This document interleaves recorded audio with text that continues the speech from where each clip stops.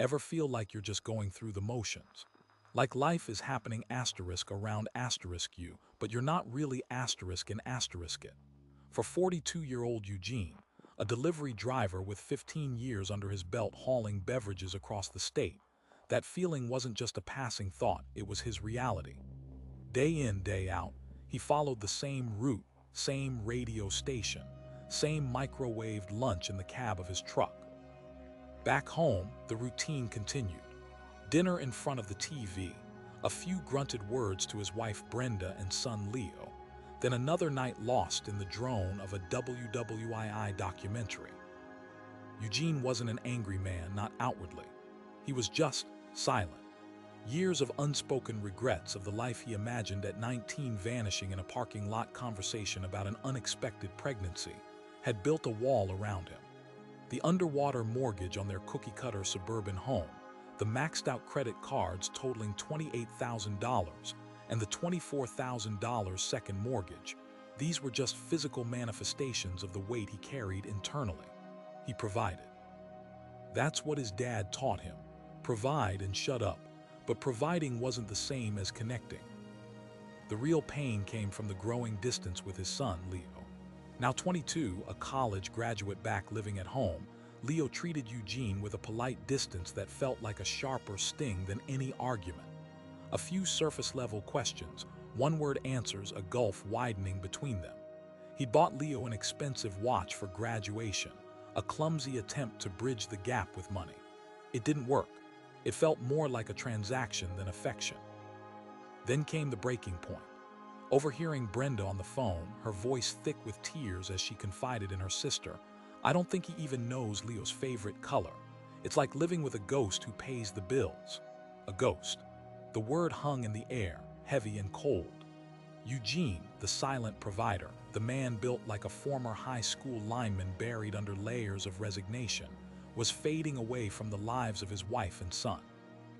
And that night, staring at the ceiling in the darkness, he knew he couldn't be a ghost anymore. He didn't know how, but he knew he had to find a way back to his family. Eugene, 42, woke before the sun. 4:30 a.m. Same time every day. He shuffled through the pre-dawn gloom of the kitchen, the linoleum cold under his bare feet. The coffee machine gurgled, a lonely sound in the quiet house. He poured a mug black and sat at the kitchen table. He stared out the window at the identical houses lining the street, each a reflection of his own life, predictable, ordinary, suffocating. He thought about Brenda's words, a ghost who pays the bills. It felt true. His job as a delivery driver for a regional beverage distributor, a job he'd held for 15 years, started before the city woke up. It was a physical job, lifting crates, navigating traffic, but the real weight was the silence. Hours spent alone in the truck, listening to talk radio, the endless drone a soundtrack to his fading life. He'd grab lunch at a gas station, a greasy burger and fries, eaten in the cab. 255 pounds on a 6-foot frame was not good, his doctor said. The extra weight was a shield, a cushion against the sharp edges of disappointment. Years ago, Eugene had a different life in mind. Accounting classes at the community college, dreams of a corner office, a crisp suit, a life beyond the factory town he grew up in. All that faded away in a parking lot conversation at 19, the day Brenda told him she was pregnant. He never blamed her, he just adjusted. Warehouse stocker, then delivery driver. The money was better enough to provide. He remembered the day he paid Leo's last tuition bill, drained his savings, maxed out a credit card. He never told Leo about the sacrifice. Showing pride was not how he was raised. He felt a surge of pride, quickly suppressed. It was enough that his son was able to get his degree without loans. Better to let actions speak, wasn't it? But actions hadn't spoken loudly enough. The silence between him and Leo had grown like a weed, choking the life out of their relationship. "How was your day?" he'd ask. "Fine," Leo would reply, his eyes fixed on his phone. The expensive watch he bought Leo seemed to mock him now, a symbol of the emptiness that money couldn't fill. The conversation he overheard between Brenda and her sister was a punch to the gut. A ghost. He was a ghost in their lives. The sun began to peek over the horizon as Eugene finished his coffee. He rinsed the mug and placed it in the dishwasher. He walked into the bathroom and stared at his reflection.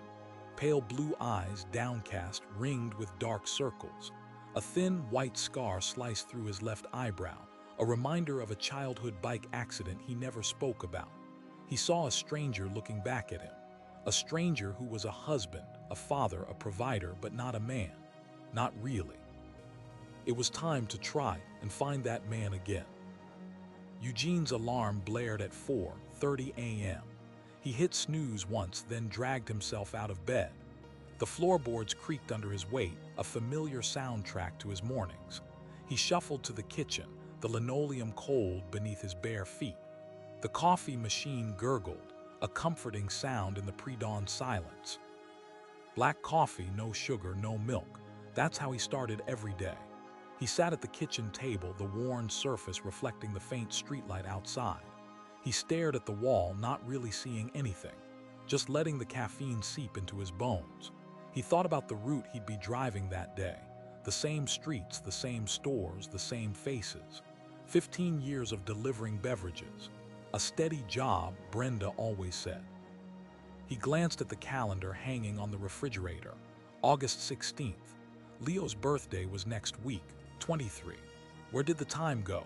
He remembered holding Leo as a baby, the small weight in his arms. He felt a pang of guilt. He'd been so focused on providing, on paying the bills, that he'd missed so much. By 5:30, he was in his truck, a beast of metal and diesel. The engine rumbled to life, shaking him in the driver's seat. He adjusted the mirrors, his face grim in the reflection. He pulled out of the driveway, the headlights cutting through the darkness. His house, with its underwater mortgage and peeling paint, shrunk behind him. The depot was a hive of activity. Forklifts screamed, radios crackled, men yelled orders. He picked up his manifest, a stack of papers detailing his route. He loaded his truck, stacking crates of soda and beer with practiced ease. His hands, thick-knuckled and calloused, moved efficiently. He could calculate load distribution by sight, a skill honed over years. By 6 a.m., Eugene was on the road.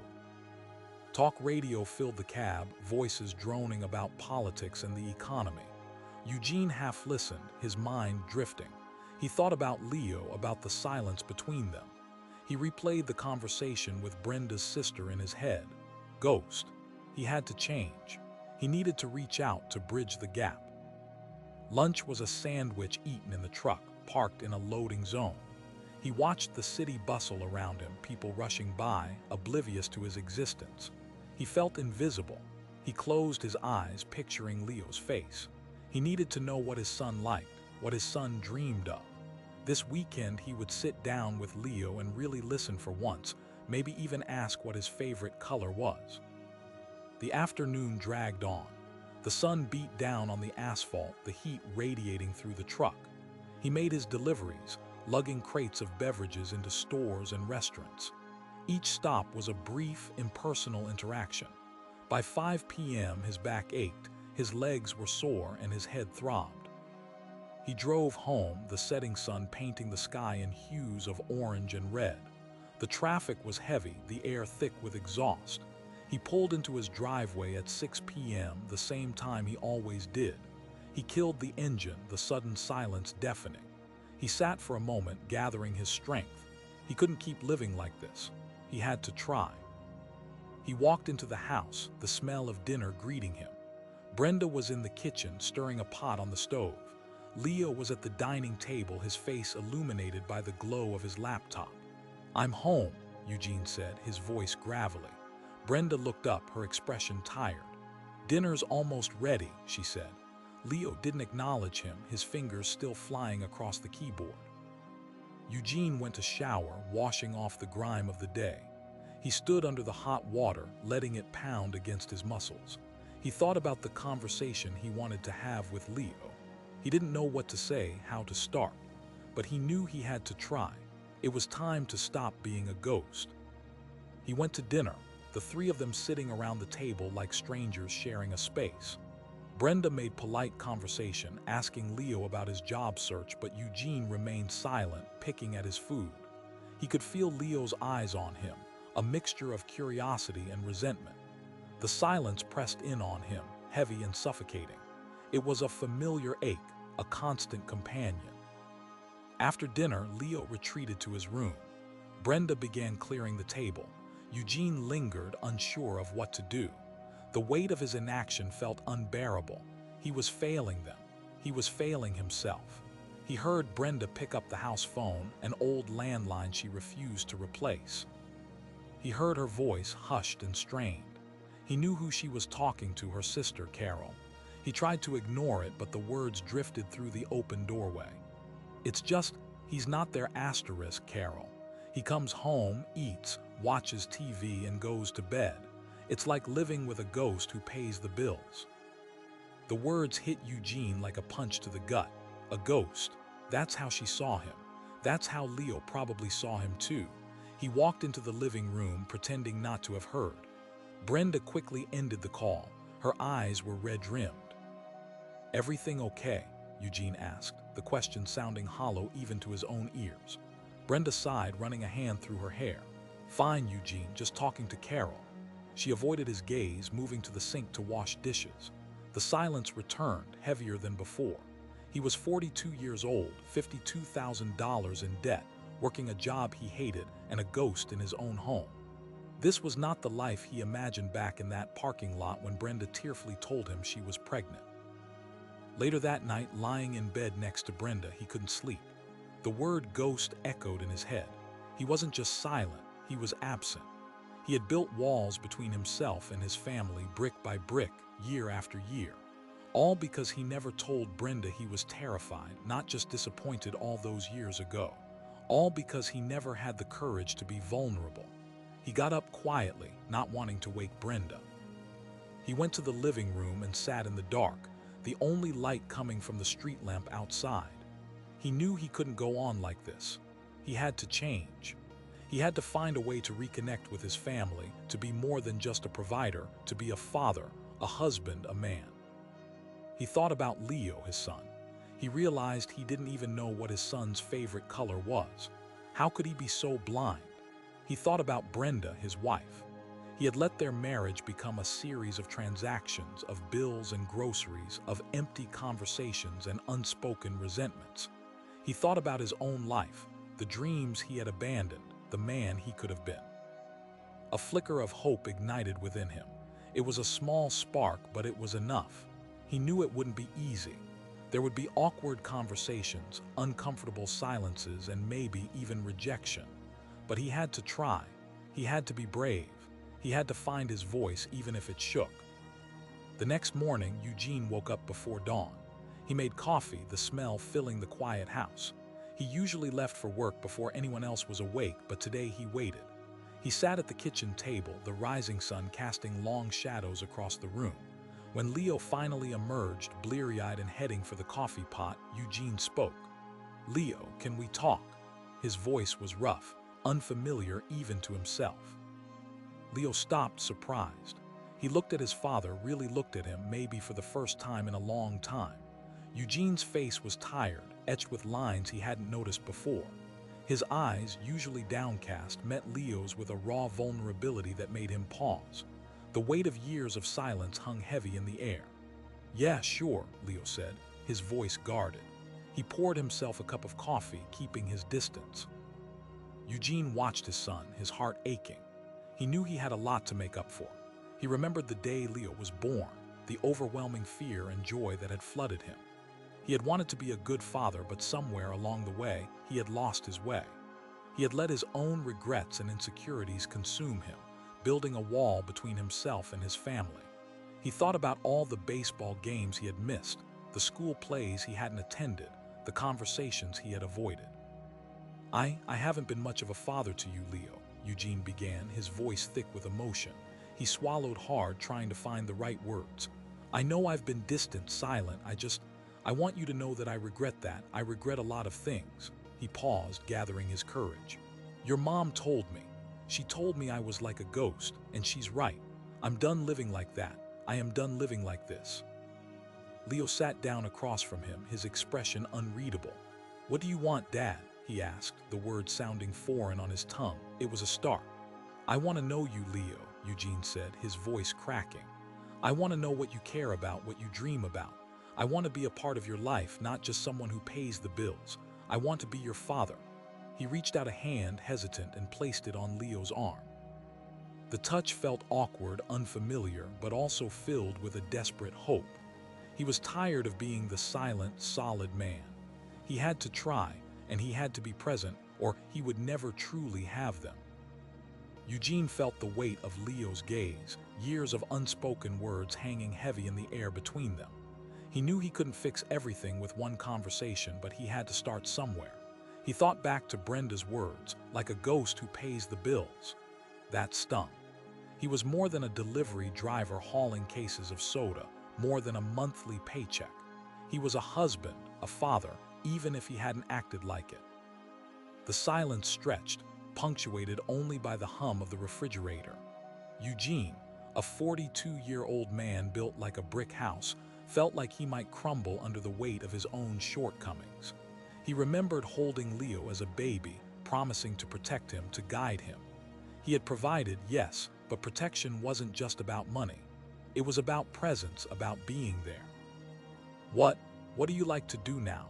Eugene asked, the question feeling clumsy and inadequate.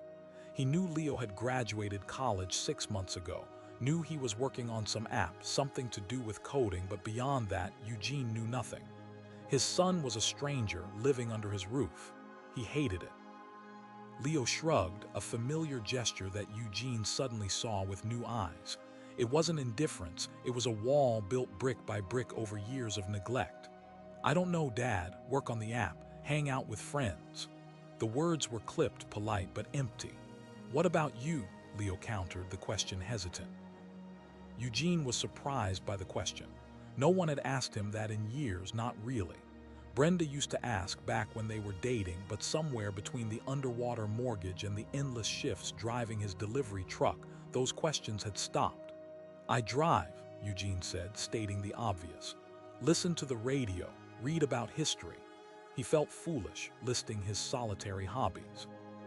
He wanted to tell Leo about the Roman Empire, about the strategies of Hannibal, about the lessons history could teach. But he didn't. Not yet. "History," Leo repeated, a flicker of something in his eyes. "Like what?" Eugene hesitated. He never talked about his interests, not really, but this was it, wasn't it? His chance to break through. "World War II mostly," Eugene said, a little breathless. "The Pacific Theater, it's complicated, fascinating." Leo leaned forward slightly, a small shift, but a significant one. "I took a class on that in college," he said. "Pretty brutal." Eugene felt a surge of hope. It was a small connection, a tiny crack in the wall. He knew he had to nurture it, not let it fade away. "Yeah," Eugene said, his voice gaining strength. "It was, but there were heroes too, men who did what they had to do." He thought of his own father, a man of few words who had worked tirelessly to provide for his family. A man he had secretly admired, even if he had never said it aloud. "Brenda told me that you were secretly really smart," Leo said, a hint of a smile playing on his lips. "She said you know everything about global supply chains from listening to business news on the radio." Eugene felt his face flush, embarrassed but also pleased. He had thought no one noticed his quiet listening, his mental calculations. "I pick things up," Eugene mumbled, feeling awkward. He had always been good with numbers, with logistics. It was a skill that came naturally to him, a way to make sense of the world. He just never considered any of it was something worthwhile. He'd always thought his failure to finish school was his end-all be-all story, that the moment in the parking lot at 19 was what his life would be. "Maybe," Leo said, standing up, "maybe we could talk about it sometime, about history or whatever." He hesitated, then added, "Thanks, Dad." And with that, he was gone, leaving Eugene sitting alone in the dim kitchen, his heart aching but also lighter than it had been in years. He thought about his secret dream, selling the house, finding a quiet place, building a workshop. He wanted to do it, but not without them. That's what it meant. They were all in this together, or they were in it alone, and he was done being alone. He stood up, went to the living room, and picked up the remote. Brenda was watching one of her romance shows, a genre he usually avoided, But tonight he sat down next to her, and for the first time in a long time he stayed. He was there, present. And it was a start. He needed to find her love language too, he realized. Start asking, start listening, and stop assuming.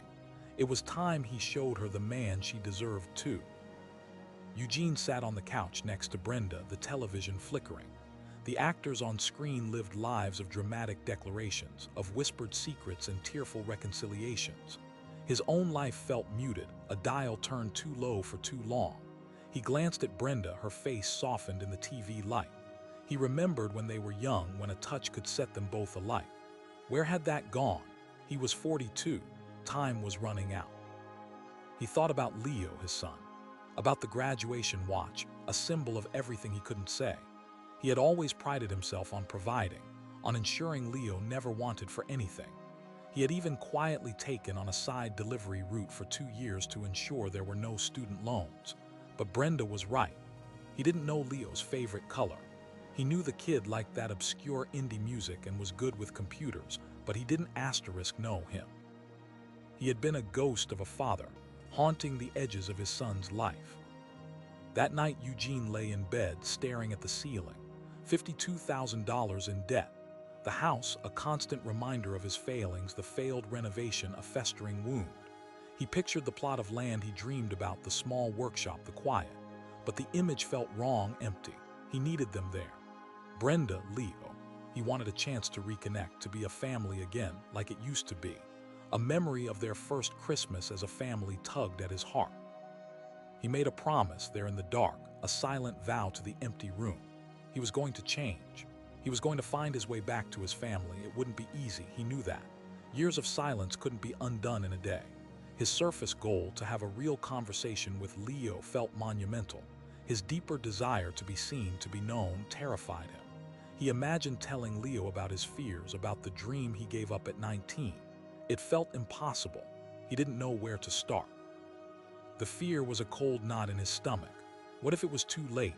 What if he had waited too long, built the walls too high? But beneath the fear, a flicker of hope. A memory of Leo's hesitant "thanks, Dad." A small olive branch extended across the chasm. He had to try. He owed them that much. He owed it to himself. The next morning, Eugene woke up before dawn as usual, 4:30 a.m. He made his coffee, the silence of the house a familiar comfort. But today the silence felt different. It felt like a challenge. He knew he was going to take his first step to a future with his family. He needed to put that into action. He took a deep breath, steeling himself. Today he would speak. Today he would be present. Today he would start to be a father, a husband, a man. He stood up and headed to his delivery route for the day. But this time, he knew this wouldn't be another day of empty thoughts. He knew today was a day for change. The depot was the same cold, cavernous space it always was. The fluorescent lights buzzed overhead, a symphony of the mundane. Eugene, 42, a delivery driver of 15 years, felt the familiar ache in his lower back as he loaded the first pallet of soda onto his truck. Each crate felt heavier than usual. He thought of Brenda's face, etched with exhaustion, and Leo's polite, vacant smile. He pictured them sitting at the dinner table, him a silent statue at the head. It used to be he would think of work as a simple way to provide. Now he felt the need to provide in other ways. The first few deliveries were a blur. He caught himself defaulting to his usual silence, nodding to store managers, making eye contact as briefly as possible. At the gas station, he automatically grabbed a stale donut and a black coffee. Then he remembered his promise. He put the donut back. He thought of Leo, always preaching about the importance of nutrition. He grabbed an apple instead. This simple choice felt strangely significant, as if he had deviated off the well-worn path of his life. The afternoon wore on. The sun beat down on the truck's cab. He could feel the sweat gathering on his forehead. He listened to a history podcast about the Peloponnesian War, trying to focus on the intricate political machinations, but his mind kept drifting back to his family. He pictured Leo's graduation, Brenda's teary smile. He remembered the pride he felt when Leo accepted his diploma. All those late nights, all the extra shifts, it felt worth it then. The debt he took on to pay for his schooling seemed worth it. Now, he wondered if Leo even knew how much he had sacrificed. Around 3 p.m., he stopped for lunch. Usually, he just wolfed down a sandwich in the cab, staring out at the highway. Today, he parked in a small park and sat on a bench. He pulled out his lunch, the apple, a handful of almonds, and a yogurt he grabbed from the fridge this morning. Brenda would be proud. It was another small step, another break from the routine. He wondered what she was doing right now, cleaning someone's teeth, listening to their complaints. He should call her, he thought. He hadn't called her just to talk in months, maybe years. He pulled out his phone, his thumb hovering over Brenda's name. His heart pounded in his chest. He imagined the conversation, stilted, awkward, full of unspoken resentments. He imagined her suspicion, her disbelief. He imagined her saying, "What's wrong, Eugene?" He hesitated. He couldn't do it, not yet. He needed to be ready. He closed his phone, a wave of disappointment washing over him. As he drove home, the setting sun casting long shadows across the road, he replayed the day in his head. He hadn't had a breakthrough conversation with Leo. He hadn't confessed his fears to Brenda. He hadn't magically transformed into a model husband and father. But he had made small changes. He had made choices, however insignificant, that moved him in a different direction. He had eaten an apple. He had sat in a park. He had almost called his wife. And that, he realized, was enough for one day. He pulled into the driveway, the familiar sight of his house filling him with a mix of dread and hope. The lawn needed mowing, the gutters were overflowing. He saw Leo's car parked in the driveway. He took a deep breath and stepped out of the truck, ready to face the silence, ready to break it. As he walked to the front door, he realized his hands were shaking. He stopped to straighten his back and head in.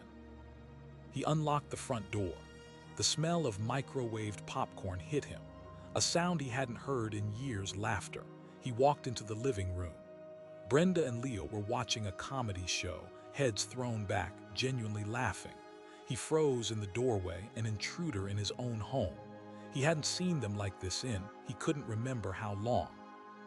They noticed him. The laughter died down, replaced by the familiar awkward silence. Brenda gave him a tight smile. Leo just nodded, his eyes glued to the TV. Eugene felt the familiar weight settle on his chest. He wanted to turn around, retreat back to the silence of his truck, but he didn't. "Hey," he said, his voice gravelly, "what's so funny?" Brenda looked surprised. "Just a movie, you hungry?" "Yeah," he said, walking towards the kitchen. "I'll grab something." He could feel their eyes on his back. He opened the fridge, grabbed a beer, and took a long swig. He knew he should be eating better, but right now, he needed the numbness. He turned back to the living room, the beer cold in his hand. "Who's in it?" he asked, gesturing towards the TV. Leo finally looked up, a flicker of something that might have been surprise in his eyes. "Adam Sandler," Leo said, his voice flat. "It's stupid." Eugene chuckled, a dry, rusty sound. "Yeah, he usually is." He sat down in his usual armchair, the one that was molded to the shape of his body. He kept the TV on but watched Brenda and Leo from the corner of his eye. He thought back to paying for Leo's college tuition. He never let his son know that it caused even more debt. The debt was nothing compared to the pride of seeing Leo graduate. The next day, day 12, Eugene felt different, lighter. Maybe it was just the beer talking from the night before, but he felt a small spark of hope ignite inside him. He still woke up at 4:30, still drank his coffee in silence. But as he drove his route, he started noticing things he usually ignored. The vibrant colors of the flowers in people's gardens, the way the sunlight filtered through the trees, the smiles on people's faces. He even turned off the talk radio and put on some music. Old rock songs from when he played bass in that garage band. He smiled. That evening, he made a point of getting home earlier. He saw Brenda tending to the flowers in the front yard. He parked the truck and walked over to her. "Need any help?" he asked. Brenda straightened up, wiping her forehead with the back of her hand. "Eugene, you're home early." "Yeah," he said, "thought I'd lend a hand." She looked at him, a mixture of suspicion and curiosity in her eyes. "Okay," she said slowly. "You can pull those weeds over there." He spent the next hour weeding the flower beds alongside Brenda. They didn't talk much, but it was a comfortable silence, different from the awkwardness he had become accustomed to. As he was working, he remembered the time years ago when he was taking accounting classes at the community college before Brenda told him she was pregnant. He wanted a different life, a different path for his future. He didn't resent his family, not anymore, but sometimes he still wondered. On day 16, he found Leo tinkering with his old car in the driveway. Eugene stopped to watch. "What are you doing?" he asked. Leo shrugged. "Just trying to get it running. It's been sitting for too long." Eugene knew almost nothing about cars, but he remembered his dad working on his own car in the driveway when he was a kid. The smell of oil and the sound of metal clanging. "Need any help?" he asked again. Leo looked surprised. "You don't know anything about cars." "Maybe not," Eugene said, "but I can hand you tools." They spent the next few hours working on the car together. Eugene didn't know what he was doing, but he followed Leo's instructions, handing him wrenches and sockets. He listened to Leo talk about engines and spark plugs, things he didn't understand. But he listened, really listened. As they were working, Leo asked, "Why did you drop out of college?" Eugene froze. He hadn't expected that. He hadn't talked about that in years. "Your mom was pregnant," he said, his voice low. "I needed to get a job." Leo nodded slowly. "Did you regret it?" Eugene hesitated. He looked at his son, his face grimy with grease. He saw a hint of understanding in his eyes. He thought about all the years of silence, all the missed opportunities. He thought about Brenda crying on the phone to her sister. "Yeah," he said, his voice cracking. "I did." Leo didn't say anything. He just nodded again and went back to working on the car. Eugene stood there for a moment, watching him. He realized that this was it. This was the moment he had been waiting for, the moment to break the silence. "Leo," he said, "I'm sorry." Leo stopped working and looked at him. "What for?" "For not being there," Eugene said. "For not being a better father." Leo looked away, his face unreadable. "It's okay," he said quietly. "No," Eugene said. "It's not. I messed up, but I want to do better. I want to get to know you." Leo was silent for a long time. Finally, he looked back at Eugene, a small smile on his face. "Okay," he said. "Me too." That night on day 21, Eugene sat at the dinner table with Brenda and Leo. They were eating takeout pizza, a rare treat. They were talking, really talking, about their days, about their lives, about their hopes and dreams. Eugene told them about his secret interest in global supply chains. Leo talked about his job search. Brenda talked about a difficult patient she had at work. Eugene looked at his wife and son, their faces lit by the warm glow of the kitchen light. He felt a surge of love and gratitude wash over him. He wasn't a ghost anymore. He was here. He was present. He was a father. He was a husband. And he realized that it wasn't too late. He still had time. Time to make amends. Time to build a better future. Time to finally be the man he always wanted to be. He knew that there would be challenges ahead. He still had debt to pay off, habits to break, and years of silence to overcome. But he wasn't afraid anymore. He had his family, and that was all that mattered. Day 30, a month in. Eugene still woke before dawn, but the silence in the kitchen wasn't so heavy anymore. He still drank his coffee, but now he looked forward to the day, not just endured it. He even found himself humming along to the radio in the truck, a habit he dropped years ago. It wasn't a perfect transformation. The debt was still there, $52,000 hanging over his head like a storm cloud.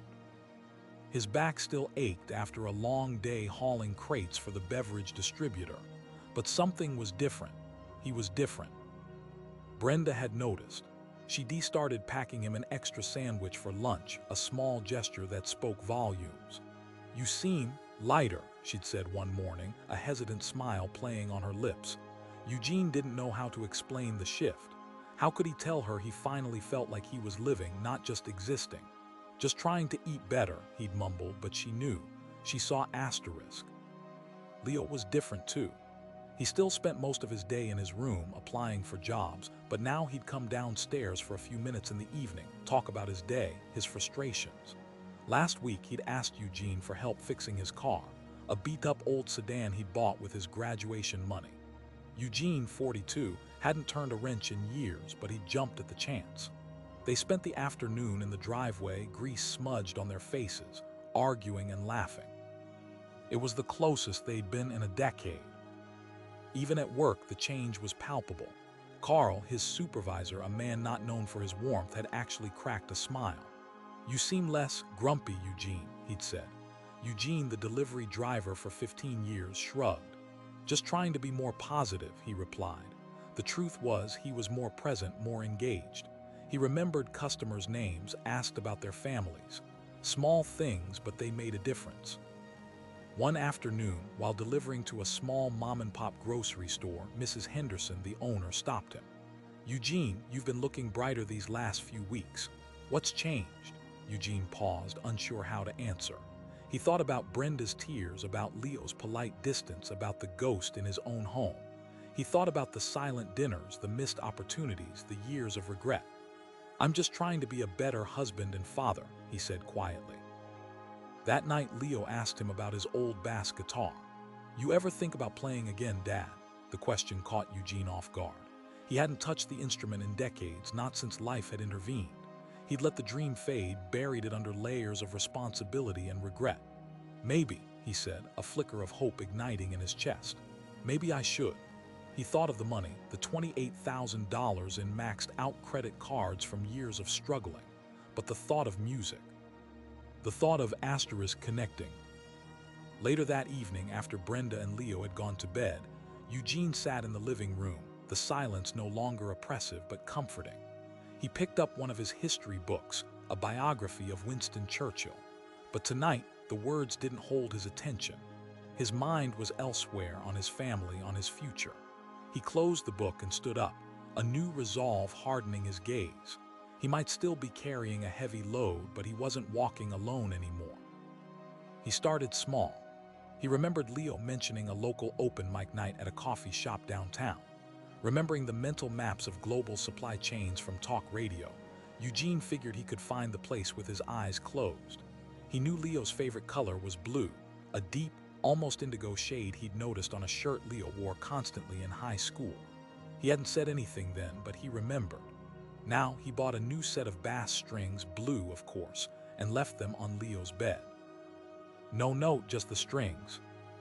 The next morning, before his 4:30 a.m. alarm, Eugene found himself awake, restless energy coursing through him. He pulled on his worn denim jeans and a plain gray t-shirt, the same uniform he wore under his delivery uniform. Instead of going straight to the depot, he drove towards Leo's old high school. He sat in his truck, the engine idling softly, watching the sunrise paint the sky with streaks of orange and pink. He remembered watching Leo graduate on that very field, a proud moment he hadn't allowed himself to fully feel. He hadn't said much then, a pat on the back, a grunt of approval. Regret gnawed at him. At dinner that night, Eugene didn't retreat to the TV. He stayed at the table listening. Brenda was talking about a difficult patient at the dentist's office. Leo was on his phone, scrolling through something. Eugene cleared his throat. "Leo," he said, his voice gravelly. "Those strings, you gonna use them?" Leo looked up, surprised. "Yeah, Dad, thanks. I was just thinking about getting some." A small smile flickered across Leo's face. Eugene felt a warmth spread through him, a feeling he hadn't experienced in years. Later that week, Eugene surprised Brenda by cleaning the gutters. He'd always put it off, another chore on a never-ending list. As he worked, perched precariously on a ladder, he thought about the second mortgage, the $24,000 he'd taken out for that failed home renovation. He had tried to build something beautiful, something more for his family. He realized now that he'd been building the wrong things. It wasn't the house that needed fixing, it was him. One evening, Eugene found Leo in the garage, tuning his bass. He hesitated, then stepped inside. "Mind if I watch?" he asked. Leo shrugged, a gesture that used to irritate Eugene but now felt like a sign of acceptance. As Leo played a few chords, Eugene recognized the song, an old blues riff they used to jam on when Leo was a kid. Eugene remembered teaching Leo the basic chords, the pride he felt watching his son's fingers fumble over the fretboard, then find their rhythm. "Sounds good, son," he said. "Real good." Leo looked up, a genuine smile lighting up his face. "Thanks, Dad." The next Saturday, Leo asked Eugene if he wanted to go to the open mic night. Eugene felt a surge of panic, but he forced himself to say yes. He hadn't been in front of an audience in decades. He looked at his calloused hands, stained with truck grime. He glanced in the mirror at his round face, the silver in his buzz cut, the scar above his eyebrow. He was no rock star. He was a 42-year-old delivery driver carrying a mountain of debt and regret. But he was also a husband, a father, and a man who was finally ready to face his fears. He nodded, a quiet